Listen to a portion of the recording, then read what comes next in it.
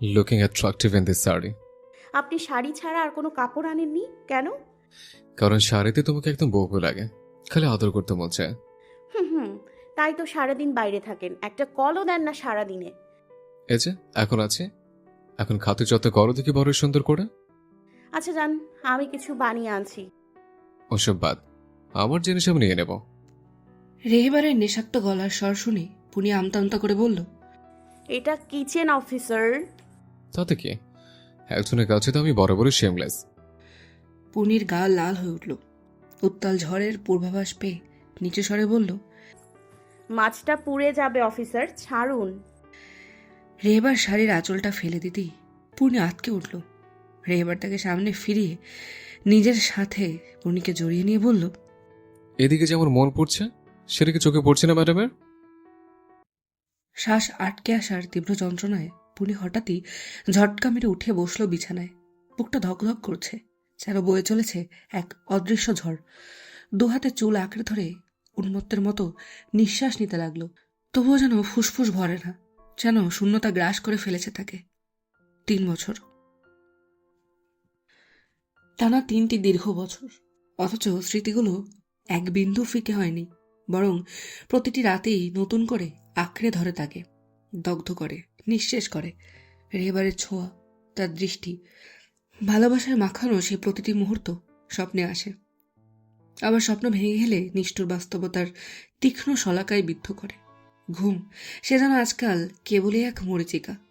ঘুমের ওষুধের কাচের শিশিটা পাশে পড়ে আছে, তবু তাতে আর কোনো কাজ হয় না। ওষুধ কি আর পারে অতীতের কারাগার থেকে মুক্তি দিতে? পারে কি তার রেহেবারকে ফিরিয়ে আনতে? বুকটা মোচড় দিয়ে ওঠে তার। পূর্ণি জানে আজও ঘুম আসবে না, আজও সেই স্মৃতির ঢেউয়ে তলিয়ে যেতে হবে তাকে। পূর্ণির চোখ ধীরে ধীরে ভিজে আসে। পাশে শুয়ে থাকা ছোট্ট শরীরটার দিকে তাকাতেই বুকের ভেতর কোথাও গভীর এক শূন্যতা ছড়িয়ে পড়ে। রেহেনাব, ঘুমের আবেশে মগ্ন শিশুটির কোমল মুখ্য অবয়ব, গভীর চোখের পাতার ছায়া, শান্ত শ্বাসের মৃদু ওঠানামা, সবকিছু এতটাই চেনা, এতটাই পরিচিত। এ যেন স্বয়ং রেহেবারের প্রতিচ্ছবি। পুনি কাঁপা কাঁপা হাতে আদর বুলিয়ে দেয় ছেলেটার চুলে। এক ছোট্ট প্রাণ, সে নিজের অস্তিত্বেই বয়ে বেড়াচ্ছে রেহেবারের স্মৃতি। তার হাসিতে, তার চাহনিতে, তার প্রতিটি অভিব্যক্তিতে লুকিয়ে আছে এক অদৃশ্য সেতু, যা পূর্ণিকে তার হারিয়ে যাওয়া ভালোবাসার কাছে নিয়ে যায়, আবার নিষ্ঠুরভাবে ফিরিয়ে আনে বাস্তবতার নির্মম মাটিতে। নিঃশব্দে এক দীর্ঘশ্বাস ফেলল। রেহেনাবের গালের উপর আলতো চুমু এঁকে দিয়ে ধীরে ধীরে উঠে দাঁড়ালো। চারপাশ নিস্তব্ধ, কেবল রাতের বাতাস নরম পর্দা সরিয়ে এক ঝলক মেঘের মতো উড়িয়ে নিয়ে যাচ্ছে স্মৃতিগুলোকে। ব্যালকনির দরজা ঠেলে বাইরে এলো পূর্ণি। আকাশ জুড়ে অসংখ্য তারা, অথচ তার হৃদয় শুধুই শূন্যতা, এক বিশাল নিঃসঙ্গতা, যেখানে শব্দের বদলে শুধু অতীতের প্রতিধ্বনি বাজে। পূর্ণি একবার চোখ বন্ধ করে, যেন বাতাসের স্পর্শে রেহেবারের উষ্ণতা খোঁজার চেষ্টা করে, কিন্তু বাস্তবতা সব নিভিয়ে দিয়েছে। শুধু রেখে গেছে রাতের আকাশের মতো অসীম এক শূন্যতা। পূর্ণি চাইলেও ভুলতে পারে না সেই অভিশপ্ত দিনটিকে। কতবার চেষ্টা করেছে, কতভাবে নিজেকে বুঝিয়েছে, তবুও কিছু স্মৃতি মনের ভেতর এমনভাবে গেঁথে থাকে যা চাইলেও মুছে ফেলা যায় না। সেদিনও তো এমনই এক মেঘলা বিকেল ছিল। প্রকল্পের কাজের জন্য সেই পাহাড়ি অঞ্চলে গিয়েছিল সে। তার সঙ্গে ছিল রেহেনাব, কিন্তু মুহূর্তের জন্য চোখ ফেরাতেই ছেলেটা হাওয়া। চারপাশে তাকিয়ে বারবার ডাক দিয়েও কোনো সাড়া না পেয়ে বুকের ভেতর দম বন্ধ করা আতঙ্ক ছড়িয়ে পড়ছিল। পায়ের নিচে মাটি কাঁপছিল যেন। রেহনাব, পাগলের মতো ছুটতে ছুটতে গিয়েছিল সে, যেখানে শেষবার ছেলেটিকে দেখেছিল। পাহাড়ি পথ, আসমান, মাটি, নুড়ি পাথরের খেয়ালি ফাঁদ, কিছুই সে খেয়াল করেনি। হুমড়ি খেয়ে দৌড়াতে গিয়ে হঠাৎ পা হড়কে গেল। শরীরটা ভারসাম্য হারিয়ে সামনে ঝুঁকে পড়ল, আর মুহূর্তের মধ্যে সে পড়ে যাচ্ছিল সেই অতল খাদে। ঠিক তখনই একটা শক্ত হাত ঝাপটে ধরেছিল তাকে। শিউরে উঠেছিল সে, কারণ সেই স্পর্শ, সেই উষ্ণতা, সেই দৃঢ়তা। রেহেবার, শুধু এক ঝলকের জন্য, এক সেকেন্ডের তরে পূর্ণি দেখেছিল সেই মুখ, যে মুখের প্রতিটি রেখা সে চোখ বন্ধ করেও চিনে নিতে পারবে। তার রেহেবার, কতদিন, কত রাত এই মুখটা তার স্বপ্নে এসেছে, কতবার এই স্পর্শের জন্য তার হৃদয় হাহাকার করেছে, কিন্তু এর পরের মুহূর্তেই চারপাশটা ঝাপসা হয়ে গিয়েছিল। এক অসহ্য মাথা ঘোরা, দম বন্ধ করা অনুভূতি, আর তারপর অন্ধকার। যখন জ্ঞান ফিরল তখন সে ছিল হোটেলের বিছানায়। ছুটে গিয়েছিল আশরাফের কাছে। আতঙ্কিত কণ্ঠে জানতে চেয়েছিল রেহেবার কোথায়, কিন্তু আশরাফ শান্ত গলায় বলেছিল সে হ্যালোসিনেট করেছিল। রেহেবার কিভাবে এখানে আসবে? কল্পনা। পুনির মন তীব্র প্রতিবাদ করেছিল। ওকে এতটা বিভ্রান্ত, এতটা হ্যালোসিনেট করে নাকি? যদি তাই হবে তবে কেন তার হাতের তালুতে এখনো সেই স্পর্শের স্মৃতি এত উজ্জ্বল? কেন হৃদয়ের এক কোণে এখনো বাজছে সেই স্পন্দন, যা একমাত্র রেহেবারই জাগাতে পারত? পূর্ণি কাউকে বোঝানোর চেষ্টা করেনি। সে জানে কেউ বিশ্বাস করবে না, কিন্তু সে জানে সেখানে রেহেবার ছিলই। তবে সবচেয়ে বড় ধাঁধাটা রেহেনাব। শিশুটিও যেন দ্বিধাগ্রস্ত। প্রথমবার জিজ্ঞেস করায় ফিসফিস করে বলেছিল পাপা ছিল, কিন্তু পরের বার আবার জিজ্ঞেস করতেই বিস্মিত চোখে বলল পাপা কই? পূর্ণির ভেতরে যেন কোথাও এক প্রবল ঝড় ওঠে। এই ছোট্ট শিশু কি সত্যি বিভ্রান্ত, নাকি কোনো রহস্যের দ্বার প্রান্তে দাঁড়িয়ে এসে উত্তরহীন প্রশ্নগুলো কেবল গভীর থেকে গভীরতর হয়ে আচ্ছন্ন করে ফেলে তাকে? পূর্ণি দীর্ঘশ্বাস ফেলে ব্যালকনিতে এসে দাঁড়ায়। রাতের বাতাস নিস্তব্ধ, চারপাশে এক অদৃশ্য সঙ্গীতের সুর তোলে, কিন্তু তার মনে কেবলই একরাশ শূন্যতা। ধীরে ধীরে হাত বাড়িয়ে তুলে নেয় রেহেবারের একটা শার্ট, যা সে আজও আগলে রেখেছে। যত্নে জড়িয়ে নেয় নিজের চারপাশে, যেন একটুখানি উষ্ণতা খুঁজে পাওয়া। চোখ বুঝতেই মনে হয় এই কাপড়ের মধ্যে লুকিয়ে আছে এক পরিচিত স্পর্শ, এক মৃদু সুবাস, যা একদিন তার জীবন জুড়ে ছিল। চোখের কোণে এক ফোঁটা জল জমে, তারপর টুপ করে গাল বেয়ে নেমে আসে। পূর্ণি জানে এই কান্নার শেষ নেই, তবু নিজেকে থামাতে পারে না। একসময় হাল ছেড়ে দিয়ে শব্দ করে কেঁদে ওঠে সে। রাতের নীরবতা ভেঙে পড়ে তার দম বন্ধ করা হাহাকারে, যেন বুকের ভেতর এক দীর্ঘদিনের জমানো ব্যথা বেরিয়ে আসতে চায়, অথচ মুক্তির পথ পায় না। তবে প্রতিদিনের মতো আজও কান্নার শেষে নেমে আসে এক গভীর নীরবতা। ধীরে ধীরে চোখের জল মুছে ওয়াশরুমে যাইছে। মুখে ঠান্ডা পানি দিতেই বাস্তবতার তীক্ষ্ণ অনুভূতি ফিরে আসে। নিজেকে যতটা সম্ভব সামলে নিয়ে ঘরে ফিরে আসে। তারপর গায়ে লাগা ঠিক করে শুয়ে পড়ে রেহেনাবের পাশে। শিশুটির গায়ের মিষ্টি উষ্ণতা যেন একমাত্র আশ্রয়। সেখানে সে একটু হলেও শান্তি খুঁজে পায়। রেহেনাব ঘুমের ঘরেও হাত বাড়িয়ে তার মাকে খোঁজে। যদি একটু দেরি হয়, যদি তার স্পর্শ না পায়, তবে ছোট্ট শরীরটা কুকড়ে উঠে ফিসফিস করে কেঁদে ওঠে। পূর্ণি দ্রুত তাকে জড়িয়ে ধরে, চুলের ভেতর আলতো চুমু খেয়ে ফিসফিস করে বলে মাম্মার রিহু, আমি তো আছি, ঘুমাও। রেহেনাব শান্ত হয়। পূর্ণির বুকের ভেতর মুখ গুজে আবারও গভীর ঘুমে তলিয়ে যায়। সকালবেলা মুখে একটা নরম নরম স্পর্শে পূর্ণির ঘুম ভাঙে। ছোট ছোট আঙুলগুলো গালের উপর পড়ছে টুপটাপ, আর এক কোমল কণ্ঠস্বর খুশি খুশি সুরে বলছে মাম্মা, গুড মর্নিং। পূর্ণি ধীরে ধীরে চোখ মেলে। চোখের সামনে রেহেনাবের ছোট্ট মুখ, খিলখিলে হাসি। এক হাত তার গালে রাখা, অন্য হাত দিয়ে খেলা করছে তার চুলের উপর। পূর্ণির মুখে এক অদ্ভুত প্রশান্তির হাসি ফুটে ওঠে। চোখ কষলে উঠে বসতেই ছোট্ট ছেলে খুশিতে আরো কাছে সরে আসে। মাম্মা, একটু নিতু হও না, রিহু মাম্মা চুল বানাবে। পূর্ণি হেসে তাকে টেনে কোলে বসায়। রেহেনাব তার গলা জড়িয়ে ধরে মুখ ঘষে বলে মাম্মা মাম্মা, পাপা এলো কবে? পূর্ণির হৃদয় মুহূর্তের জন্য থেমে যায়, তবু সে হাসি ধরে রাখে। গভীর মমতায় ছেলেটার মাথায় হাত বুলিয়ে বলে আসবে তো রিহু। রেহেনাব খুশিতে হাততালি দেয়। ইয়া পাপা বে। পূর্ণি তার ছোট্ট মুখটা দু হাতে ধরে কপালে চুমু খায়, তারপর নরম কণ্ঠে ফিসফিস করে বলে হ্যাঁ রিহু বাবু, পাপা একদিন আসবে। রেহেনাব মুখ গুজে দেয় মায়ের বুকে, ছোট্ট হাতে গলা জড়িয়ে ফিসফিস করে বলে মাম্মা, রিহু পাপার সঙ্গে ঘুরতে যাবে, তুমি যাবে তো? পূর্ণির গলা শুকিয়ে আসে, তবু হাসি মুখে বলে অবশ্যই বাবু, পাপা এলে আমরা সবাই একসঙ্গে যাব। রেহেনাব খুশিতে হাততালি দেয়। ইয়া পাপা এলে মাম্মা, রিহু, ভেবো সবাই ঘুরতে যাব। পুনি হেসে বলে। ভেবো, ওটা আবার কি?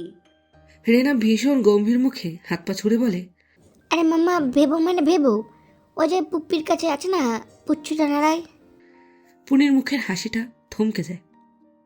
বুকের ভেতর মোচড় দিয়ে ওঠে একটা চাপা কষ্ট। কোকো, তার কোকো। কতদিন সে কোকোর গায়ে মুখ গুজে নির্ভরতা খুঁজেছে, যখন আশেপাশে কেউ ছিল না।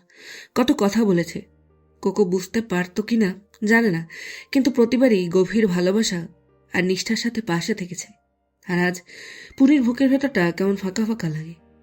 মাম্মা, রেহেনা পুনির কোল থেকে নেমে খুদে হাতে তার গাল ছুঁয়ে চোখের জল মুছে দেয়।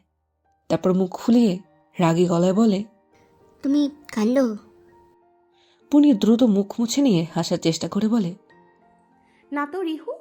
রেহেনাব কপট অভিমানী মুখ করে ঠোঁট ফোলায়, ছোট্ট হাতে মায়ের গাল স্পর্শ করে বলে। পাক্কা? রিউ তো দেখলো তোমার চোখ লাল। পুনি এবার সত্যি হেসে ফেলে। ছোট্ট এই শিশুটি কেমন যেন সব বোঝে। সে রেহেনাবকে কাছে টেনে নিয়ে কপালে চুমু খায়। মাম্মা ঠিক আছে গুড্ডু। রেহেনাব সঙ্গে সঙ্গে মুখ ফুলিয়ে দুহাত বুকের কাছে গুজে গভীর গলার স্বরে বলে। আমি গুড্ডু না, বলে দিচ্ছি। পুনি অবাক হয়ে জিজ্ঞেস করে। ও মা, কেন? গুড্ডু কি দোষ করলো? রেহেনাব চোখ গোল গোল করে গম্ভীর ভঙ্গিতে মাথা নাড়ায়। গুড্ডু তো ছোট হয়, রিউ তো একটু বড় হয়ে গেছে, তাই না? পুনি হাসি চেপে বলল। ও তাই নাকি? তাহলে রিহু এখন কি হয়েছে? রেহেনাব একটু ভেবে নিয়ে গর্বিত গলায় বলে। রিউ এখন বড়দা। পুনি এবার সত্যি সত্যি হেসে ফেলে। খিলখিল শব্দে মুখটা আলোয় ভরে ওঠে। সে রেহেনাবের ছোট্ট দুটো গাল টিপে আদর করে বলল। ও, আমার রিহু এখন বড্ডা হয়ে গেছে। তাহলে কি মাম্মার কোলে আসবে না? রেহেনাব দুলে দুলে ভাবে, তারপর তড়াক করে লাফিয়ে মায়ের কোলে উঠে বলে। আব্বে কোলে ভাববে, আদর নিবে, কিন্তু গুড্ডু হবে না। পুনি হাসতে হাসতে ছেলেটিকে বুকে জড়িয়ে ধরে। ছোট্ট নিষ্পাপ এই আনন্দের মাঝেই যেন সে ভুলিয়ে রাখতে চায় তার সমস্ত যন্ত্রণা। বিজনেস ওয়ার্ল্ডে পা রাখা পুনির জন্য সহজ ছিল না। একদিকে অফিসের চাপ, অন্যদিকে ছোট্ট রেহেনাব। দুদিক সামলাতে গিয়ে প্রথম প্রথম যেন দম ফেলার সময় পেত না। নতুন পরিবেশ, নতুন দায়িত্ব, সব শিখতে গিয়ে অফিসে দীর্ঘ সময় কাটাতে হতো। অথচ রেহেনাব তখন অনেক ছোট। সকালে তাকে যত্ন করে রেখে অফিসে বেরোলেও ফাঁক পেলেই বারবার ফিরে আসতে হতো তার কাছে। মা ছেলের যেন এক অদ্ভুত টান, যা সময় দূরত্ব কিছুই ছিন্ন করতে মা ছেলের এজন এক অদ্ভুত টান, যা সময় দূরত্ব কিছুই ছিন্ন করতে পারেনি। রেহেনাবের সব ঠিক থাকলেও একটা সমস্যা, সে অতিরিক্ত মা ভক্ত। পৃথিবীর যত খেলনা, চকলেট কিংবা গল্প দিয়েও তাকে বেশি সময়ের জন্য ভুলিয়ে রাখা যায় না। 2-3 ঘন্টা অন্তর অন্তর তার মাকে চাই, কখনো একটু কোলে, কখনো হাত ধরে বসে থাকতে, কখনো বা তার ঘাড়ে মাথা রেখে 2 মিনিট চোখ বন্ধ করতে। কখনো কখনো তো সামান্য সময়ের জন্য মাকে ছেড়ে দিতে রাজি নয়। অগত্যা পুনিকে বাধ্য হয়েই মাঝে মাঝে রেহেনাবকে সঙ্গে নিয়েই অফিসে আসতে হতো। কিন্তু অফিসের গম্ভীর পরিবেশে ছোট্ট ছেলের মনে ধরে না। তাই তো অফিসের ফাঁকে ফাঁকে তাকে পার্কে নিয়ে যাওয়া, গল্প শোনানো কিংবা চকলেট আইসক্রিমের লোভ দেখে ভুলিয়ে রাখার চেষ্টা চলে। প্রথম দিকে এত কিছু সামলাতে গিয়ে পুনির দম বন্ধ হয়ে আসতো। নিজের জন্য একটু সময় বের করাই কঠিন হয়ে পড়েছিল। তবে সময়ের এক আশ্চর্য ক্ষমতা আছে, সে ধীরে ধীরে সবকিছু গুছিয়ে নেয়। পুনিও সময়ের সঙ্গে সঙ্গে তাল মিলিয়ে রেহেনাবকে বুঝিয়ে নেওয়ার উপায় শিখে নিয়েছে। অফিসের গল্পকে রূপকথার মতো শোনায়, পুরস্কারের কথা বলে তাকে ভুলিয়ে রাখে। তবুও মায়ের মন কি কখনো শান্ত হয়? কাজের ফাঁকে ফাঁকে বারবার ছুটে আসে সে ছেলের কাছে, ছোট্ট শরীরটাকে বুকে জড়িয়ে ধরে। আর সে একটুখানি উষ্ণতাতেই যেন সারাদিনের সমস্ত ক্লান্তি মুছে যায়। তবে এই ব্যস্ত জীবনের মাঝেও পূর্ণির মনে একটা আক্ষেপ থেকে গেছে, একটা গভীর দুঃখ, যা কাউকে বলা যায় না। সে কখনো চায়নি রেহেনাব এইভাবে বড় হোক। সে নিজে ছোটবেলা থেকে বাবা মার স্নেহ থেকে বঞ্চিত ছিল, তাই প্রতিজ্ঞা করেছিল নিজের সন্তানের জন্য একটা আদর্শ পরিবার গড়ে তুলবে। রেহেনাবকে সময় দেবে, তাকে ভালোবাসায় ভরিয়ে রাখবে, প্রতিটি মুহূর্ত তার পাশে থাকবে। যখন সে অন্তঃসত্ত্বা হয়েছিল তখনই সিদ্ধান্ত নিয়ে ফেলেছিল রেহেনাবের জন্মের পর সে পুরোপুরি মিসেস রেহেবার হয়ে থাকবে। মা ছেলে মিলে রাতে রেহেবারের কাছে বায়না করবে, ছুটির দিনে কোথাও বেরোতে যাওয়ার পরিকল্পনা করবে, একসঙ্গে সময় কাটাবে। কিন্তু জীবন কি কখনো পরিকল্পনা মেনে চলে? সে যা ভেবেছিল তা ছিটে ফোটাও বাস্তবে হয়নি। সবকিছু কেমন উল্টে গেল, সব হিসেব বদলে গেল। আর সেই পরিবর্তনের ভার এখন সে একা একাই বহন করছে। পুনে আয়নার সামনে দাঁড়িয়ে নিজের প্রতিচ্ছবি দেখল। চেহারায় ক্লান্তির ছাপ স্পষ্ট, তবুও চোখে এক ধরনের দৃঢ়তা। সে কি আসলেই দুর্বল, নাকি সময় তাকে আগের থেকেও শক্ত করে তুলেছে? রেনামের ঘুমন্ত মুখটা মনে পড়তেই তার ঠোঁটে এক ম্লান হাসি ফুটে উঠল। এই ছোট্ট মানুষটাই তার পৃথিবী, যার জন্য সে দিনরাত এক করে পরিশ্রম করে। রেনাব যেন তার মতো শূন্যতায় না বড় হয়, সে যেন ভালোভাবে মাথা উঁচু করে বাঁচতে শেখে। এটাই তো চেয়েছিল সে।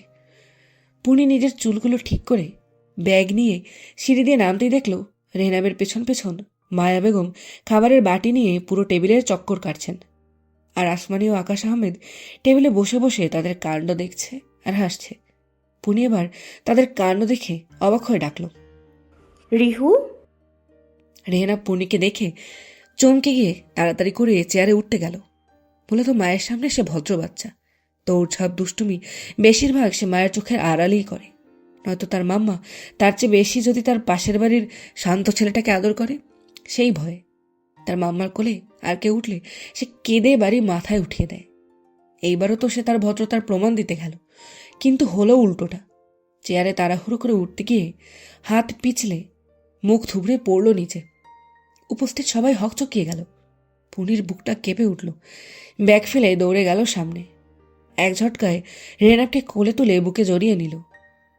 রেনাব এতক্ষণ নিজেই হকচকিয়ে গিয়েছিল। বুঝ আসতেই পুনির জামা ধরে শব্দ করে কেঁদে উঠল।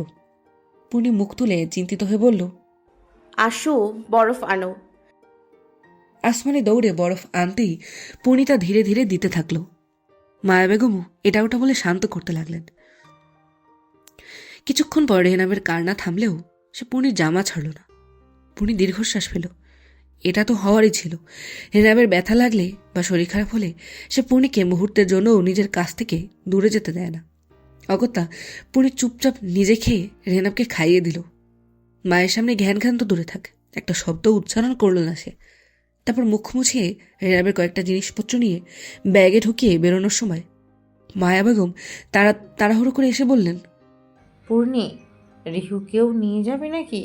ছটফট করবে তো, তুই কাজ করতে পারবি? পুনি মায়া বেগমের কথা শুনে নিচের দিকে তাকালো।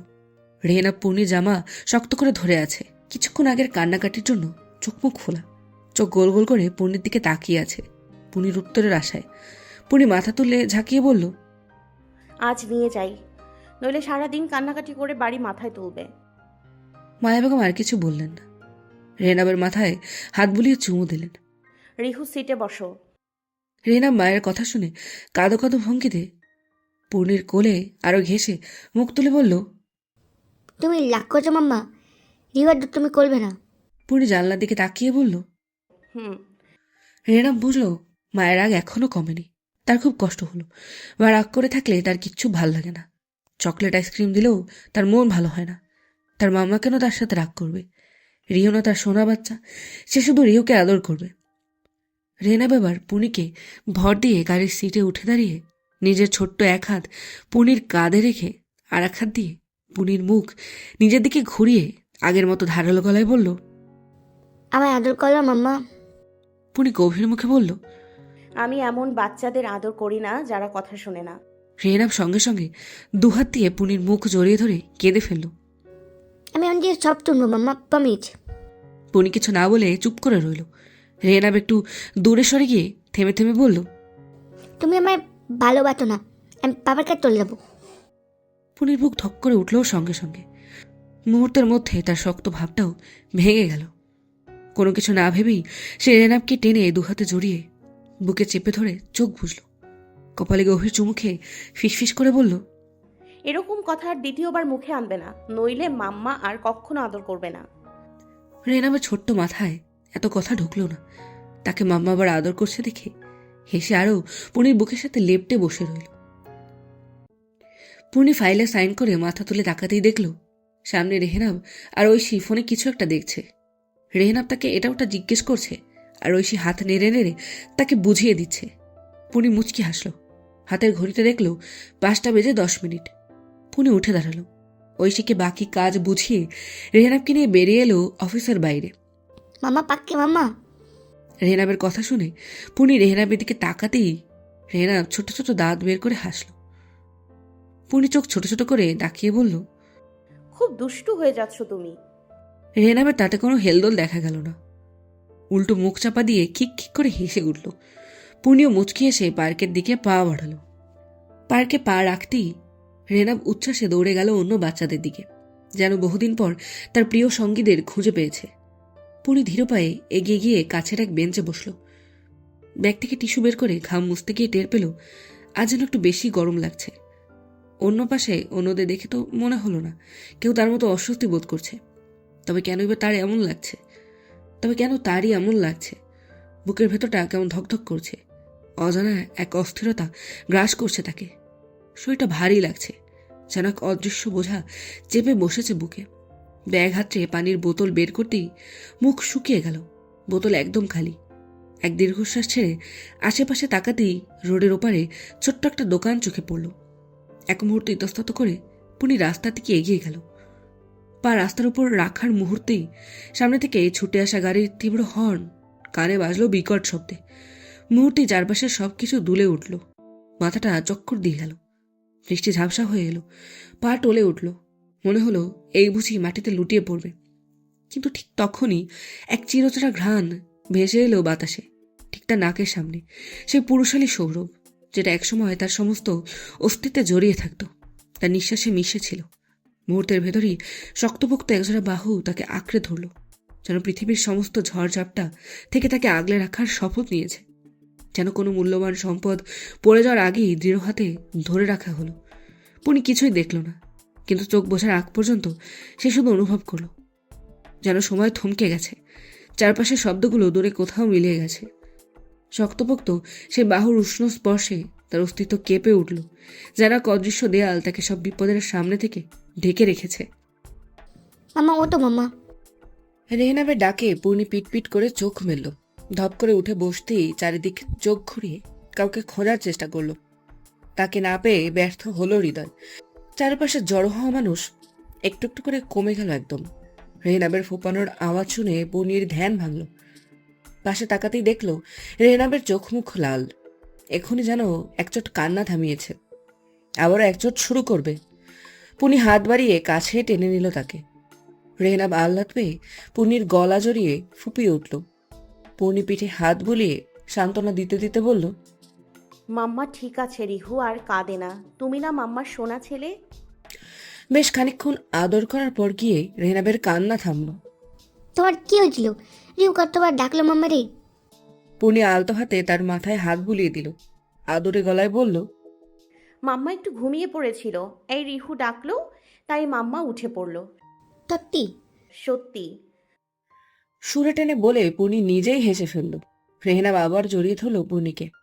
মাথা গুজে রাখলো বুকে, যেন নিশ্চিত হতে চাইছে তার মাম্মা ঠিক আছে।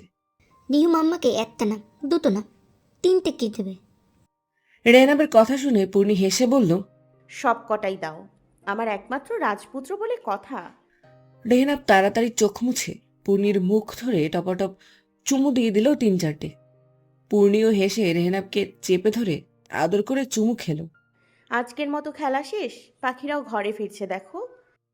বলেই পূর্ণি আকাশের দিকে তাকিয়ে ইশারা করল। রেহনাব চোখ বড় বড় করে একের পর এক ঝাঁক পাখি উড়ে যাওয়া দেখল গোধূলি আকাশে।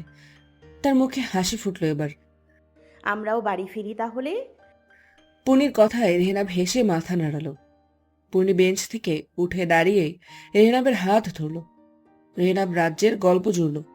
পূর্ণি তার কথা মনোযোগ দিয়ে শুনতে শুনতে গাড়িতে উঠে বসল। বেটা মাম্মা। রেহনাবের ছলছল চোখ নাক মুখ দেখে পূর্ণি দীর্ঘশ্বাস ছাড়ল।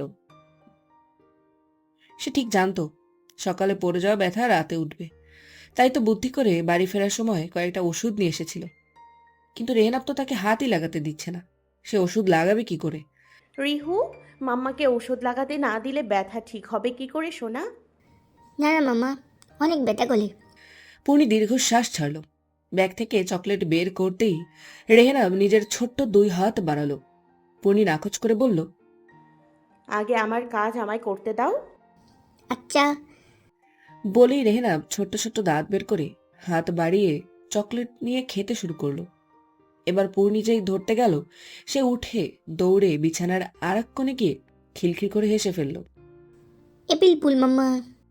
পূর্ণি হতভম্ব হয়ে গেল। অন্য সময় মজায় নিলেও সারাদিন ক্লান্তি দৌড়চাপে এবার কিছুটা রেগে গেল সে। ওষুধটা পাশে রেখে গম্ভীর গলায় বলল, ঠিক আছে, মাম্মার কথা শুনবে কেন? মাম্মা তো তোমায় ব্যথা দেবে বলে ডাকছে। ভালোই, এসো। পরে ডাকলে মাম্মাও আসবে না আর। বলেই পূর্ণি রাগান্বিত ভঙ্গিতে আলমারির কাছে গিয়ে নিজের জামা বের করলো দুটো। রেহেনা বুঝলো মা ভালোই রেগেছে, তাই মুখে চকলেট পুড়ে মিনমিন করে বলল, কই যাও মামা? থাকবো না আমি এখানে। এবার থেকে তুমি নিজের কাজ নিজে করে নিও। এত আদর যত্নে রাখি, তাও মহারাজের দুষ্টুমি সব সময় লেগেই থাকে। চলে যাই, তারপরে বুঝবে। রেনামের মুখ এবার শুকিয়ে গেল। হাতে থাকা চকলেট ফেলে এক লাফে বিছানা থেকে নেবে দৌড়ে গিয়ে পূর্ণির পা জড়িয়ে ধরে কাদো কাদো গলায় বলল, আমি আর তুমি করবে না মামা, তুমি যেও না, আমি সব কথা শুনবো। মাম্মা গেলে লিও অনেক কান্না করবে। পূর্ণির মন নরম হয়ে এলো, তাও প্রকাশ্যে আনলো না সে। আগের মতো গম্ভীর গলায় বলল, এমন তো তুমি কতবারই বলেছ। কই, মাম্মা বললে তো শোনো না। সব শুনবো। মামা না থাকলে রিউকে কে তাই দেবে? কে ঘুরতে নিয়ে যাবে? কে আদর করবে? তুমি কোথাও যেও না মাম্মা। কথা বলতে বলতে রেনা ফুপিয়ে উঠল। পূর্ণির রাগটা এবার পুরোপুরি পড়ে গেল।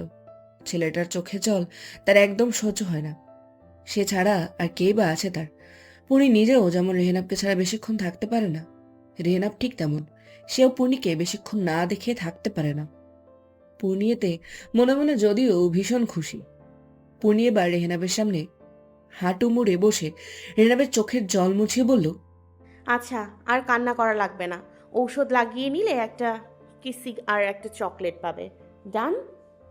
পূর্ণির কথা শুনে রেহেনাব খুশিতে পূর্ণির গলা জড়িয়ে গালে গাল ঘষে বলল, ডান ডান। পূর্ণি হেসে ওষুধ লাগিয়ে রাতের খাবার খাইয়ে দিল রেহেনাবকে। শুয়ে দিতেই সে পাশে আচ্ছা হয়ে বসা পূর্ণির বুকের মধ্যে উঠে ঠোঁট চোখা করে বলল, মাম্মা কি? পূর্ণি মৃদু হেসে রেহেনাবের ছোট্ট দু ঠোঁটে চুমু দিয়ে দিল। রেহেনাব আর বিছানায় শুলো না, পূর্ণির বুকের মধ্যেই মাথা রেখে শুলো। পূর্ণি ওভাবেই তাকে ঘুম পাড়িয়ে বিছানায় ঠিক করে শুয়ে দিল। আমি কটা দিন রিহু সোনার কাছ থেকে ঘুরে আসবো ভাবছি। ফাইনাল ইয়ারের এক্সামও তো পরশু শেষ হয়ে গেল। আমেহার কথা শুনে জোহান খাওয়া থামিয়ে মুখ তুলে তাকালো সামনে। তার অপর দিকে বসে উচ্ছ্বাসিত মুখে তার দিকে তাকিয়ে আছে আমেহা। জোহান আবার চোখ নামিয়ে পরের লোকমা মুখে দিয়ে বলল, কটা দিন? এই 3-4 দিন। জোহান আর কোনো কথা বলল না। চুপচাপ খেয়ে উঠে হাত ধুয়ে সোফায় বসতেই আমেহা ভ্রুকুচকে তার পাশে বসে বলল, কি হলো, আপনি কিছু বলবেন না? জোহান আমেহার দিকে না তাকিয়ে টিভির চ্যানেল ঘোরাতে ঘোরাতে বলল, তুমি তো ঠিক করেই ফেলেছো, আমি আর কি বলবো। আমেহা মুখ কালো করে ফেলল, ধীরস্বরে বলল, আচ্ছা, যাব না। জোহান আর চোখে সেদিকে তাকিয়ে রিমোটটা পাশে রেখে বলল, যাবে না কেন? তবে থাকাটা কি জরুরি? শেষেরটা একটু করুণ করেই বলল। আমেহা মুখ ভেঙে বলল, মাত্র তো 2 থেকে 3 দিন, এমন করছেন যেন বছরে এই জন্য থাকতে যাচ্ছি আমি। আমার তো অমনি ফিল হচ্ছে, একদিনের জন্য গেলে যেতে পারো। বলেই জোহান সিরিয়াস মুখ করল। আমেহা চোখ ছোট ছোট করে বলল, এটা কি বাচ্চাদের মতো আবদার? বাচ্চাদের মতো কই, বাচ্চার বাবাদের মতোই তো আবদার করলাম। তুমি না থাকলে আদর করবো কাকে? আমেহার কান গাল লাল হয়ে উঠল। সোফা ছেড়ে উঠে দাঁড়িয়ে বলল, অভদ্র বেলাজ পুরুষ, আপনাকে জিজ্ঞেস করাই ভুল। আমি কাল যাচ্ছি ফাইনাল। বলেই আমেহা গজগজ করতে করতে হন হন করে হেঁটে বেডরুমে গিয়ে দরজা বন্ধ করে দিল। জোহান শব্দ করে হেসে দিল। মেয়েটা সেই এখনো আগের মতোই লজ্জা পায়, তাই তাকে রাগাতে যেন জোহানের আরো ভালো লাগে। জোহান দীর্ঘশ্বাস ছাড়ে। রেহেবারের যাওয়ার পর থেকে তো আমেহা মেন্টাল ট্রমাতেই চলে গিয়েছিল এক প্রকার। সেই সময় নিজের প্রাণপ্রিয় বন্ধুর এমন খবর শুনে জোহানেরও অবস্থা ঠিক ছিল না। সব মিলিয়ে তাদের সম্পর্কে অধপতন ঘটেছিল সেই 4 মাসে। একে অপরের সাথে কথাও হতো যেন গুনে গুনে। তারপর একদিন রেহেনা এলো জীবনে। সে শুধু পূর্ণি নয়, তাদের সাথে জড়িত, সবার জীবন আলোকিত করে দিল। আমেহাও একটু একটু করে আগের মতো হয়ে উঠল। জোহান তার জন্য উপরওয়ালাকে লাখ লাখ শুক্রিয়া দেয়। জোহান এবার সোফা ছাড়ল। না, বউটার অভিমান ভাঙাতে হবে, নইলে আজ রাতে একাই শুতে হবে। আমেহা, দরজা খোলো বাবু। জোহানের এমন আদরে ডাকেও কোনো কাজ হলো না। ওপাশ থেকে কোনো সারা শব্দ পাওয়া গেল না। জোহান আবার বলল, আচ্ছা, একটা রাত থেকেও কেমন? এবার ভিতর থেকে আওয়াজ এলো। দুটো। জোহান দাঁতে দাঁত চাপল, তারপর আবারও নরম কণ্ঠে বলল, আমরা রুমে বসে কথা বলি। একদম না। প্লিজ শোনা বাবু আমার। যা খুশি বলুন, আমি কিছুতেই দরজা খুলবো না। জোহান হাঁপ ছাড়ল, ক্লান্ত কণ্ঠে বলল, তুমি বললে আমি নাকি বাচ্চার মতো আবদার করি। আসলে আমি তো বাচ্চাই। তোমার গন্ধ ছাড়া ঘুম আসে না, তোমার কাজ ছাড়া ক্লান্তি কাটে না, তোমার জামার ভাঁজ থেকে শুরু করে ঠোঁটের কোণের ছোট তিল অব্দি মিস করি। তুমি না থাকলে ঘরটা ঘর থাকে না, আমি থাকি না। ভিতরে বসে থাকা আমেহা এক মুহূর্তে থমকে গেল। তার গা লাল হয়ে উঠল। সে আস্তে দরজার কাছে এসে দাঁড়ায়। আরো বলবো? জোহানের প্রশ্ন। দরজা খুলে যায়। আমেহা আগের মতো গিয়ে বিছানায় উল্টো পাশে বসে। জোহান হাসে, সে তার বউকে ভালোবাসে আনতে পারে। জোহান তাড়াতাড়ি রুমে ঢুকে রুম লক করে বিছানায় বসে আমেহাকে টেনে নিজের কাছে আনে। গায়ের জোরের সাথে আমেহা কখনোই এই লোকটার সাথে পারে না, তাই তার বাহুবন্ধনীতেই ফোঁস করে। জোহান শব্দ করে আমেহার ঠোঁটে একটা চুমু খেয়ে বলে, আচ্ছা, 1.5 দিন থেকো কেমন? বলেই জড়িয়ে ধরে লাইট নিভে দেয়। আমি আর কিছু বলে না। সে জানে এর চেয়ে দিন তো আর বাড়ানো যাবেই না। উল্টো বেশি বললে যদি কমিয়ে দেয়, অবশ্যই জেদ ধরে সে থাকতেই পারে। কিন্তু এই বদমাইশ লোকটা এত সুন্দর ইমোশনাল ব্ল্যাকমেল করতে পারে, কি আর বলার। তার থেকে যা বলেছে চুপচাপ শুনে নেওয়াই ভালো। চাচি আসবো? আরে পূর্ণি, আয় আয়। বলেই মায়া বেগম হেসে পুনিকে এনে বেডে বসালেন। কি ব্যাপার, আজ আমার ঘরে রেহু ঘুমিয়েছে? পুনি হালকা হেসে বলল। হ্যাঁ, অনেক যুদ্ধের পর। মায়া বেগম হাসলেন। টুকটাক কথা বলার পর পুনি একটু ইতস্তত করে বলল, চাচি, আমি একটা সিদ্ধান্ত নিয়েছি, মানে কিভাবে বলবো বুঝতে পারছি না। মায়া বেগম অবাক হয়ে বললেন, আমার সামনে এত ইতস্তত হওয়ার কি আছে? পূর্ণি তাও বেশ খানিকক্ষণ আমতামতা করে বলল, আমি আশরাফ সাহেবকে বিয়ে করতে চাই চাচি। রোদ ঝলমলে এক সকাল। শহর যেন আজ একটু বেশিই ব্যস্ত। কাচের জানলা গলে ঢুকে পড়া আলো ছুঁয়ে যাচ্ছে কনফারেন্স রুমের চকচকে টেবিল, ছায়া ফেলছে কিছু ক্লান্ত নোটবুক আর শূন্য কফি মাগের গায়ে। রুমের মাঝখানে বসে আছে পূর্ণি, গায়ে নীল লং ড্রেসে যেন নীল আকাশের এক টুকরো। খোলা চুল ছুঁয়ে যাচ্ছে তার মুখের পাশ, কিন্তু চোখ সেগুলো তীক্ষ্ণ, শান্ত ঝড়ের মতো, যেখানে কোনো আবেগ নেই, কেবল রুদ্ধ সংযম। এক এক করে টিম মেম্বাররা নিজেদের জায়গা নিচ্ছে। কারো ঠোঁটে অর্ধেক হাসি, কারো মুখে টান টান উদ্বেগ। নিঃশব্দে গুমড়ে উঠছে চেয়ার টানে নেওয়ার শব্দ। এক একজন যেন নিজ নিজ অস্থিরতা নিয়ে বসে পড়েছে। ঠিক তখনই দরজা খুলে ঢোকে ঐশী, হাতে একটা ট্যাব, মুখে হালকা দ্বিধা। তার পায়ের শব্দ কাচের মেঝেতে প্রতিধ্বনিত হয় একবার। পূর্ণি চোখ তোলে না, কিন্তু কনফারেন্স রুমের নিস্তব্ধতা যেন আরো এক ধাপ ঘন হয়ে আসে। ঐশী রুমে সবার দিকে তাকিয়ে বলল, ম্যাম, টিম রেডি, আমরা শুরু করতে পারি? পূর্ণি এবার মুখ তুলল ল্যাপটপ থেকে। টেবিলে বসা সবাইকে এক নজর দেখে নিয়ে শান্ত ভারী গলায় বলল, গুড। আমাদের হাতে সময় মাত্র 2 সপ্তাহ, এবং এই সময়ের প্রতিটি ঘন্টা আমার কাছে হিসাবের মধ্যে পড়ে। রুমে চাপা উত্তেজনা। কেউ কেউ চোখ নামিয়ে ফেলে, কেউ বা সোজা হয়ে বসে পড়ে, অথচ কেউ কারোর সাথে কোনো রকম কথা বলে না। পূর্ণি চোখ বাম দিকে ঘুরিয়ে বলে, সোহেল, সোহেল, আপনি বলুন তো, গ্রাফিক্স সেগমেন্টের আপডেট কোথায়? শেষবার যেটা দেখেছি সেটাতে ডিটেলসের অভাব ছিল। ম্যাম, আসলে আমাদের একজন মেম্বার ছুটিতে ছিলেন, তাই। পূর্ণি আগের মতোই গম্ভীর গলায় বলল, সেটা আমায় কেন আগে জানানোর প্রয়োজন বোধ করেননি? এখন আমার শুধু রেজাল্ট চাই। সময় মতো কাজ না হলে টিম লিডার হিসেবে আপনি দায়ী থাকবেন। সোহেল চুপ, মাথা নিচু করে ওকে ম্যাম বলে ফাইল উল্টাতে থাকে। পূর্ণি এবার ডান দিকে তাকিয়ে বলল, গত রিপোর্টে তুমি স্পষ্ট করে উল্লেখ করনি মার্কেট রেসপন্স কতটা পজিটিভ ছিল। এত অস্পষ্টতা আমার টেবিলে আসার আগেই ফিল্টার হওয়া উচিত ছিল। আমি আজ রাতে আপডেট পাঠাবো। আজ রাত? তোমার কাছে সময় আছে বিকেল 5টা পর্যন্ত। এরপর কোনো মেল আমি গ্রহণ করব না। রুম নিস্তব্ধ, কেউ কথা বলছে না। পুনির কণ্ঠ যেন ঘরে শাসনের দেয়াল তুলে দেয়। ঐশী পুনির বাস থেকে নোট নিচ্ছে, মাঝে মাঝে চোখ তুলে তাকায়। পুনির দৃঢ়তা তার চোখে শ্রদ্ধা ছড়িয়ে দেয়। পুনি এবার ল্যাপটপ বন্ধ করে সবার উদ্দেশ্যে বলল, মিটিং এখানেই শেষ। এখন থেকে কাজ দিয়েই কথা বলতে হবে। এবার থেকে আমি দেখব কে আসলে টিমের যোগ্য আর কে শুধু অযাচিত একটা চেয়ার দখল করে আছে। সবাই একে একে উঠে দাঁড়ায়। কেউ মুখে কিছু বলে না, শুধু চোখে ভয় মিশ্রিত এক চাহনি। পুনি চেয়ার ছেড়ে উঠে দাঁড়ালে মনে হয় যেন একটা শক্ত পাহাড় উঠে দাঁড়ালো, যাকে নড়ানো যাবে না সহজে। সবাই এক এক করে রুম ত্যাগ করতে পুনিও নিজের কেবিনে চলে আসলো। ঐশীও এলো পিছু পিছু। এসে চেয়ারে বসতেই ফোন বেজে উঠল পূর্ণির। ফোনে নামটা দেখতেই হাসি ফুটে উঠল তার মুখে। যদিও নামটা আসমানে উঠেছে, তাও সে জানে কে কল দিয়েছে। ফোনটা তুলতেই ওপাশ থেকে ভেসে এলো, মাম্মা, কখন আসবে তুমি? পুনি রেহনাবের প্রশ্ন শুনে মিষ্টি এসে বলল, আমার আজ একটু লেট হবে সোনা, তুমি একটু আশুর কাছে খেয়ে নাও আজ। না, তুমি কেন নাই? কেউ মাম্মার কাছে যাবে? আমি তো তোমার কাছেই আছি সোনা, দেখি ভিডিও কল দাও। বলতে দেরি হলেও রেহনাবের ভিডিও কল দিতে দেরি নেই। পুনি হেসে বলল, এই তো মাম্মা আছে, নাও এবার মাম্মার সোনা ছেলের মতো খেয়ে নাও দেখি। না না, তুমি আছো, তুমি তাইয়ে দাও।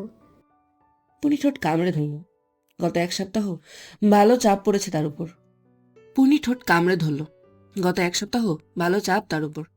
এখন বাড়ি গেলে অনেকটা সময় তার চলে যাবে।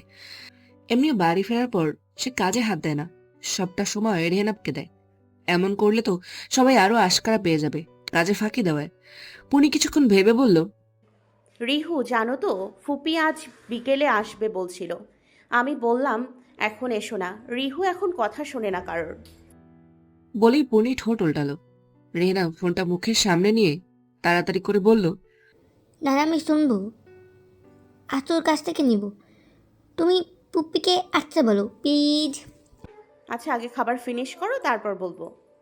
বলার সাথে সাথেই রেহনাব আসমানের হাত থেকে চামচ কেড়ে নিয়ে নিজের মুখে পুরে দিল। ফোনের এপাশ থেকে আসমানি, ওপাশ থেকে পূর্ণিয়ার পাশে দাঁড়ানো ঐশী সবাই হেসে দিল। খাবার শেষে পূর্ণি দুটো আদরে কথা বলে ফোন রাখলো। পূর্ণি হালকা চোখে, ম্যাম, আপনাকে এখন আর কনফারেন্স রুমে সম্পূর্ণ আলাদা লাগে। রিহুর সাথে যখন থাকেন তখন আপনাকে উঁচু গলায় পর্যন্ত কথা বলতে কোনোদিনও শুনিনি, কিন্তু অফিস রুমে আপনি গম্ভীর গলা ছাড়া কথা বলেন না। পূর্ণি হালকা হেসে চোখ নামিয়ে বলল, দুই জায়গা ব্যালেন্স করে চলা খুব দরকার ঐশী। অফিসে আমি লিডার, আমি প্রোভাইডার, সিদ্ধান্ত আমাকেই নিতে হয়, শান্ত থাকতে হয়। কিন্তু বাড়িতে আমি শুধু রেহনাভের মা। ওর একটুখানি হাসির জন্য আমি পুরো জগৎ ছেড়ে বসে থাকতেও রাজি। একটু থেমে পূর্ণি জানলার বাইরে তাকালো। রোদের এক ফালি আলো কালে এসে পড়েছে। সে আবার বলল, জীবনের সবচেয়ে বড় আর্ট হলো ব্যালেন্স রাখা, নিজের ভেতরেই আলাদা আলাদা আমি তৈরি করা। না হলে না অফিস সামলানো যায়, না সম্পর্ক। ঐশী মুগ্ধ চোখে পূর্ণির দিকে তাকিয়ে রইল, বলল না আর কিছু। শুধু একটা দৃঢ় প্রশংসার হাসি ছড়িয়ে গেল ঠোঁটের কোণে। আর পূর্ণি, সে যেন হঠাৎ ভিতরে কোথাও হারিয়ে গেল। অতীতের ছেঁড়া ছেঁড়া স্মৃতি মাথায় এসে ভিড় জমালো। প্রায় 2 ঘন্টা ধরে বাড়িতে এদিক ওদিক করছে পূর্ণি। রে এবার আজ তাকে সময় দেবে বলে নাকি অফিস যায়নি। আজ সেটা পূর্ণি মনে প্রাণে বিশ্বাস করেছে। এখন সে বিশ্বাসের নমুনা দেখছে। রে এবার যে ঘরে বসে কনফারেন্স মিটিং শুরু করেছে, থামার নামই নেই। সে যে কতবার উকি দিলেও তার হিসেব নেই।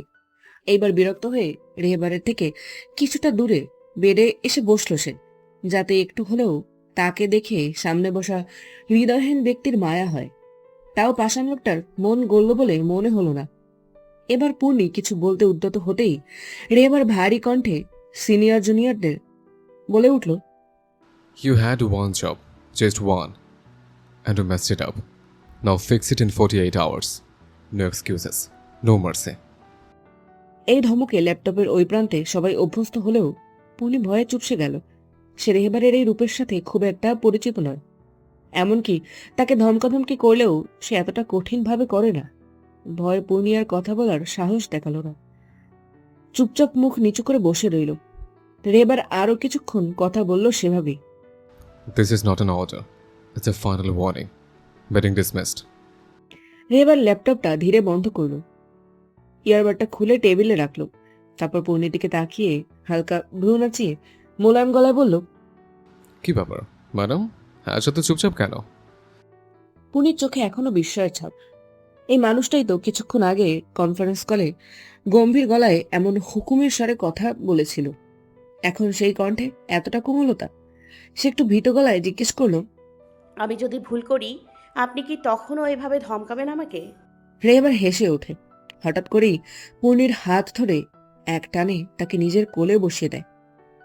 পূর্ণি হকচকিয়ে গেলেও রেহেবারের স্পর্শে শান্ত হয়ে যায়। রেহেবার তার কানের পাশে এসে এক মুঠো চুল সরিয়ে কানের পেছনে গুঁজে দিয়ে ফিসফিস করে বলল, তোমার সাথে কি আমি কোনোদিন সেভাবে কথা বলেছি? পূর্ণি একেবারে শিশুসুলভ ভাবে দুদিকে ঘাড় নাড়ে, চোখে একরাশ নির্ভরতা। রেহেবার হালকা হেসে তার কাঁধে মাথা রেখে বলল, এই রূপ শুধু বাইরের দুনিয়ার জন্য। যারা মন বোঝে না, সম্পর্ক বোঝে না, তাদের জন্য আমার কণ্ঠে ধমকের ধার থাকে। কিন্তু তুমি তুমি তোমার ঘরের আলো, আমার শান্তি। তোমার জন্য বরাদ্দ শুধু আদর, ভালোবাসা। পূর্ণির চোখ গোল হয়ে যায়। ধরা গলায় জিজ্ঞেস করে, এমনটা কেন? রেহেবার এবার তার মুখ দুহাতে ধরে চোখে চোখ রাখে। তারপর ধীরে ধীরে পূর্ণির কপালে একটা চুমু খেয়ে বলে, কারণ আমি বিশ্বাস করি প্রফেশনাল আর পার্সোনাল লাইফে একসাথে মিশে গেলে দুটি ক্ষতিগ্রস্ত হয়। অফিসে আমি দায়িত্বে আছি, সেখানে আবেগ বা সম্পর্ক দেখালে ডিসিপ্লিন নষ্ট হয়, কেউ সিরিয়াসলি নেয় না। আর বাইরে যখন বাড়ি ফিরে তখন আমি তোমার, শুধুই তোমার। পূর্ণি মন্ত্রমুগ্ধের মতো শোনে। তারপর আদুরে বেড়ালের মতো ঢুকে যায় রেহেবারের বুকে। পূর্ণি অতীতের স্মৃতিচারণ থেকে বেরিয়ে আসে ঐশীর ডাকে। এরপর চোখ বুজে খুলে বলে, হ্যাঁ, কিছু বলছো ঐশী? হ্যাঁ ম্যাম, আশরাফ স্যার এসেছে। আপনি নাকি দেখেছিলেন? ও হ্যাঁ, কেবিনে আসতে বলো। Okay ma'am. বলেই ঐশী বেরিয়ে যেতেই আশরাফ কেবিনে ঢুকলো। বরাবরের মতো পূর্ণিকে দেখে সুন্দর হাসলো। বদলে পূর্ণিও তাকে মিষ্টি হাসি ফিরিয়ে বলল, বসুন আশরাফ সাহেব, আজকাল তো আপনার খোঁজই পাওয়া যায় না। কি নিয়ে ব্যস্ত এত? আশরাফ চেয়ারে বসে হেসে বলল, আরে তেমন কিছু না, নতুন প্রজেক্ট সাইন করেছি জানোই তো, সেই নিয়ে একটু বেশি। তুমি বলো, হঠাৎ এত জরুরি তলব? রিহু কেমন আছে? সব বলবো, একটু সবুর করুন। ঐশী স্যারের জন্য একটা ব্ল্যাক কফি আনো তো। ঐশী স্যারের জন্য একটা ব্ল্যাক কফি আনো তো, উইদাউট 2 স্পুন সুগার। বাহ, ভালোই তো। আমার ব্যাপারে মুখস্থ হয়ে গেছে দেখছি। হবে না, কম দিন হলো আপনাকে চিনি। সেই ঠিক। আচ্ছা সত্যি করে বলো, কিছু কি হয়েছে? আমার এত জরুরি ডাকলে? কেন, কিছু কি হওয়ার ছিল? আশরাফ থতমত খেয়ে বলে, না না, তেমন কিছু বলছি না, এত আর্জেন্ট ডাকলে তাই। এর মধ্যেই ঐশী আশরাফের কফি দিয়ে গেল। পূর্ণি এবার উঠে দাঁড়িয়ে বলল, সোফায় বসে কথা বলি। কেবিনের একপাশেই সোফা সেট, কিন্তু আশরাফ অবাক হলো কিছুটা। অফিসিয়ালি কোনো কাজ থাকলে পূর্ণি সোফায় বসে কথা বলে না। কোনো পার্সোনাল কথা বা রেহেনাবকে নিয়ে কোনো কথা থাকলে তখনই সে সোফায় বসে কথা বলে। আজ হঠাৎ কি এমন বলবে সে? আশরাফ এক প্রকার কৌতূহল নিয়ে উঠে বসলো পূর্ণির বিপরীত দিকের সোফায়। পূর্ণি মিষ্টি এসে বলল, আপনাকে একটা কথা বলার ছিল, কিভাবে বলবো বুঝতে পারছি না। তাছাড়া আপনি কি ভাবেন? আশরাফ আরো যেন অবাক হলো। পূর্ণি এত সংকোচ নিয়ে কি বলতে চাইছে। হাত থেকে তাই কফির কাপটা টেবিলে রেখে বলল, এত সংকোচ কেন করছো পূর্ণিমা? এমন কি বলবে? পূর্ণি বেশ খানিকটা সময় নিয়ে ইতস্তত হয়ে বলল, আশরাফ সাহেব, আপনি নিজের বিয়ে নিয়ে কিছু ভাবেননি? আশরাফ একরাশ বিস্ময় নিয়ে পূর্ণিটিকে তাকিয়ে তারপর মাথা নিচু করে বলল, হঠাৎ এমন প্রশ্ন? না এমনি, কারণটা কি আমি? আশরাফ চমকে উঠল, না না করে বলল, আরে না না, তেমন কিছু না, এমনি কোনো ইন্টারেস্ট নেই ওইসবে, তাই আর কি। আর কি বলবে সে খুঁজে পেল না যেন। পূর্ণি মৃদু হেসে বলল, মেয়েদের একটা অদ্ভুত ক্ষমতা থাকে জানেন, যা দিয়ে তারা বুঝতে পারে যে তার ব্যাপারে কি ভাবে। আমিও এর ঊর্ধ্বে নই, আমি জানি আপনি আমার জন্যই আজ পর্যন্ত বিয়ে নিয়ে কিছু ভাবেননি, কিন্তু এইভাবে তো চলতে পারে না জীবন। সবাইকে এগিয়ে যেতে হয়। আমার মনে হয় আপনার এবার বিয়েটা করে নেওয়া উচিত। আশরাফ চোখ পিটপিট করে অস্বস্তি নিয়ে বলল, এটা আমার ব্যক্তিগত ব্যাপার পূর্ণিমা। আমি এ নিয়ে কথা বলতে স্বাচ্ছন্দ্য বোধ করছি না। আর আর পাত্রীটা যদি আমি হই? হোয়াট? আশরাফের মাথার ফিউজ কিছুক্ষণের জন্য উড়ে গেল। পুনি তাকে বিয়ে করতে চাইছে, এও কি সত্যি নাকি দিবাস্বপ্ন দেখছে সে? তার রেহেবারের প্রতি টান দেখেই তো সে কখনো বলার সাহস পায়নি। যদিও বন্ধুত্ব ভাঙা একটু বড় কারণ, তাও আজ তার নিজের কানের উপর সন্দেহ হচ্ছে। সে নিজেকে বিশ্বাস করাতে আরেকবার জিজ্ঞেস করলো, তুমি কি মজা করছো পূর্ণিমা? ওমা, মজা কেন করব? এই সব নিয়ে কেউ মজা করে নাকি? আমি সত্যি সিরিয়াস আশরাফ। পুনির মুখভঙ্গি আসলেই বেশ সিরিয়াস। দেখে কোনোভাবেই মনে হচ্ছে না সে মজা করছে। আশরাফ এবার চোখ পিটপিট করে কিছুটা সময় নিয়ে বলল, কিন্তু হঠাৎ এমন ডিসিশন? আর রেহবার? তেমন কারণ নেই, হঠাৎ শুনতে লাগলেও আমি এই সিদ্ধান্ত হুট করে নিইনি। আমি অনেক ভেবে দেখেছি, অনেক রাত নির্ঘুম কেটেছে এই নিয়ে। আমি বুঝি রেহনাব তোমাকে খুব ভালোবাসে। তার চোখে তোমার জন্য যে নির্ভরতা আমি দেখি, সে আমি কাউকে দেখিনি।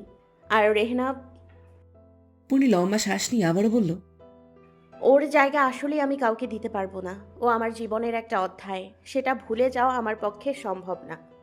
ওকে তার স্থান না দিই, তাই বলে আপনার জন্য আলাদা একটা স্থান তৈরি করতে তো বাধা কোথায়? সেই স্থান হবে বিশ্বাসে, সম্মানে আর বন্ধুত্বে গাথা। সিঙ্গেল মাদার হয়ে একসাথে সব সামলানো একটু একটু টাফই হয়ে যাচ্ছে আমার জন্য। মানে তুমি শুধু এসব কারণেই আমায় বিয়ে করতে চাইছো? দায়িত্বের কারণে? আশরাফের কপাল কুঁচকে গেল। পুনিকে সে যতদূর চেনে, সে এমন অবিবেচনা করে কখনো কথা বলে না। তবে আজ তার কথা এমন ঠেকছে কেন তার কাছে? পুনি হালকা ঘাড় নেড়ে শান্ত গলায় বলল, বিষয়টা তেমন নয় আশরাফ সাহেব, আপনি আমায় ভুল বুঝছেন। দায়িত্বের কারণে হলে আমি শুধুই আপনাকেই রেহনাবের বাবা হওয়ার জন্য বলতাম, কিন্তু আমি নিজের জন্যও বলছি। কিছু সময়ে আসলেই সঙ্গীর প্রয়োজন হয়। আশরাফ এবার কিছুক্ষণ চুপ করে রইল। কথাগুলো তার মনে ধাক্কা দিচ্ছে, কিন্তু সে পুরোপুরি সিদ্ধান্ত নিতে পারছে না। আমি কখনো ভাবিনি তুমি এভাবে সামনে এসে বলবে। বরং বরাবরই ভেবেছি তুমি আমাকে কখনোই ওইভাবে দেখো না। যে কথা তুমি আগেও বলেছো, তাছাড়া আমাদের বন্ধুত্বটাই ছিল খুব স্পষ্ট। পুনি কাজ ছাকিয়ে হালকা গলায় বলল, ঠিক আমরা বন্ধুই ছিলাম, কিন্তু সময় বদলায়, পরিস্থিতিও। কিছু সিদ্ধান্ত যুক্তির ওপর নিতে হয়। আমি শুধু এটুকু ভাবি, তুমি একজন স্টেবল মানুষ। রেহনাব তোমায় পছন্দ করে, আর আমি জানি তুমি দায়িত্ব নিতে জানো। এটুকু আমার জন্য যথেষ্ট কারণ সামনে এগোনোর জন্য। আশরাফ ঠোঁট টিপে রইল কিছুক্ষণ, তারপর হালকা হেসে বলল, দারুণ যুক্তি। কিন্তু তুমি তো জানো আমি একটু সময় ছাড়া বড় কোনো সিদ্ধান্ত নিতে পারি না। আর এটা তো জীবনের সবচেয়ে বড় সিদ্ধান্তগুলোর একটা। পুনি যেন সন্তুষ্টির হাসি হাসল। কপালের চুলগুলো কানের পিঠে গুজে বলল, আজ রাত অবধি সময়, আপনি সারাদিন ভাবুন, আমায় রাতে আপনার ডিসিশন জানাবেন। সেই বুঝে আমি পরবর্তী সিদ্ধান্ত নিব। আশরাফ এবার অবাকের উপর অবাক হয়ে বলল, এত তাড়াতাড়ি? পুনি মিষ্টি হেসে উঠে দাঁড়ালো। পাশ থেকে হ্যান্ডব্যাগটা নিয়ে বলল, আপনি তো জানেন আমি লেট জিনিসটা একদম পছন্দ করি না। বলেই পুনি বিদায় নিয়ে বেরিয়ে এলো অফিসের বাইরে। গাড়িতে উঠে খোলা আকাশপানে উদাসীন চিত্তে তাকিয়ে রইল সে। তাকে দেখে এই মুহূর্তে যে কেউ বলবে সে কতকালের রাস্তা হারানো পথিক। ঠিকানার চেয়েও গন্তব্য বেশি গুরুত্বপূর্ণ। ভাবি, আসমানি যেগুলো বলছে সেগুলো কি সত্যি? তুমি সত্যি বিয়ের ডিসিশন নিয়েছো আশরাফ সাহেবের সাথে? আমার কথা শুনে পুনি স্বাভাবিকভাবেই রেনাবকে পাউডার মাখাতে মাখাতে ছোট্ট করে বলল, আমার মাথায় যেন বাজ পড়ল। দু অক্ষরে ছোট্ট শব্দটার ওজন বড্ড বেশি লাগলো। তুমি সিরিয়াস? তুমি আশরাফ সাহেবকে বিয়ে করছো? কিন্তু ভাবি, তুমি তো ভাইয়াকে, তুমি তো... আমার গলা কাঁপছে। বাকিটা আর তার দ্বারা উচ্চারণ করা গেল না। তাও কোনো মতে নিজেকে সামলে হালকা চেঁচিয়ে উঠল, তুমি এটা কি করে করতে পারো? আমার এরূপ কণ্ঠ শুনে আসমানি আর মায়া বেগম দুজনেই ছুটে এলো। পুনি তখনও স্বাভাবিক, যেন কিছুই হয়নি। রেনাব গোল গোল চোখে তাকিয়ে আছে সবার দিকে। সে বুঝতে পারছে না হচ্ছেটা কি। পুনি রেহনাবকে বেড়ে দাঁড় করিয়ে জামা পরাতে পরাতে বলল, যে মানুষটা আমাদের কথা না ভেবে আমাদের ফেলে চলে গেছে তার কথা আমরা কেন ভাববো মিনি? আমেহা অবিশ্বাস্য চোখে তাকালো পূর্ণির দিকে। কিছু সময় পর সে রেহনাবকে পূর্ণির কাছ থেকে টেনে নিজের কোলে নিয়ে বলল, কি করে এতটা স্বার্থপর হও তুমি ভাবি? মানুষটা তোমাদের দুজনের জন্য প্রাণ দিল, তার বিষয়ে তুমি এমন বলছো? তুমি স্বার্থপর হলেও আমি তো নই। তাই বিয়ের পর রেহনাপ হয় আমার কাছে, আর নইলে এই বাড়িতে চাচির কাছে থাকবে। তোমার নতুন সংসারে আমি কিছুতেই তাকে নিয়ে যেতে দেব না। আমার ভাইয়ের শেষ চিহ্ন ও। কথা শেষ করেই বুকের মধ্যে রেহনাবকে জড়িয়ে ধরল আমেহা। পূর্ণি দাঁতে দাঁত চাপল। কিছু বলতে উদ্যত হতেই আমেহা আবারও গলা উঁচু করে বলল, পূর্বা আন্টি আর তুমি তো একই কাজ করলে, তাহলে পার্থক্যটা কোথায় রইলো তোমাদের মা মেয়ের মধ্যে? দুজনেই বিশ্বাসঘাতক তোমরা। আমেহা, গর্জে উঠল পূর্ণি। ঘর যেন কেঁপে উঠল সেই গর্জনে। এতদিন ধরে শান্ত নীরব সব সহ্য করে যাওয়া সেই নারীর এমন অগ্নিরূপ দেখে হতভম্ব হলো সবাই। এমনকি আমেহাও কেঁপে উঠল হালকা। মেহনাবও কেঁদে উঠল পূর্ণির এমন দৃঢ় কঠোর স্বর শুনে। মায়া বেগম তাড়াতাড়ি পূর্ণির কাছে এসে পিঠে হাত বুলিয়ে উদ্বিগ্ন গলায় বলল, শান্ত হ পূর্ণি। পূর্ণির শ্বাসের গতি তখনও বেগতিক। সে হনহন করে সামনে এগিয়ে গিয়ে রেহনাবকে নিজের কোলে নিয়ে শক্ত কণ্ঠে বলল, নেহাত তোমায় বোন ভাবি, নয়তো 5 আঙ্গুলের দাগ বসে যেত আজ তোমার গালে। আর ভুলেও রেহনাবকে আমার থেকে আলাদা করার চেষ্টা করবে না, ফল ভালো হবে না। বলেই পূর্ণি আবার হনহন করে বেরিয়ে গেল রুম থেকে। আমেহা কান্নারত অবস্থায় তাকিয়ে রইল সেই পানে। রিহু, ওখানে চুপ করে বসে আছো কেন? মাম্মার কাছে এসো। পূর্ণি হাত বাড়াতেই রেহনাব বিছানার এক পাশ থেকে উঠে ছোট ছোট পায়ে এগিয়ে গেল। পূর্ণি তাকে ধরে নিজের কোলের মধ্যে বসিয়ে বলল, মন খারাপ? রেহনাব মুখ উঁচিয়ে একবার পূর্ণির দিকে তাকিয়ে বলল, মামা তুমি সত্যি বিয়ে করবে? পাপা তো অনেক রাগ করবে তাহলে। পূর্ণি গভীর শ্বাস ফেলল।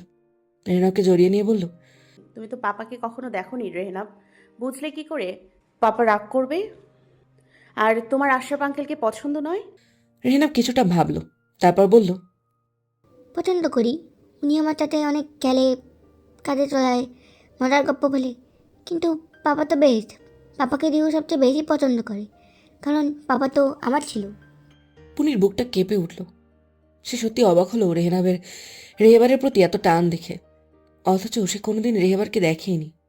শুধু তার কাছ দিয়ে গল্প শুনেছে তার বাবার বীরত্বের, সাহসের। তবু সেই অদেখা বাবার জন্য তার এত মায়া, এত ভালোবাসা।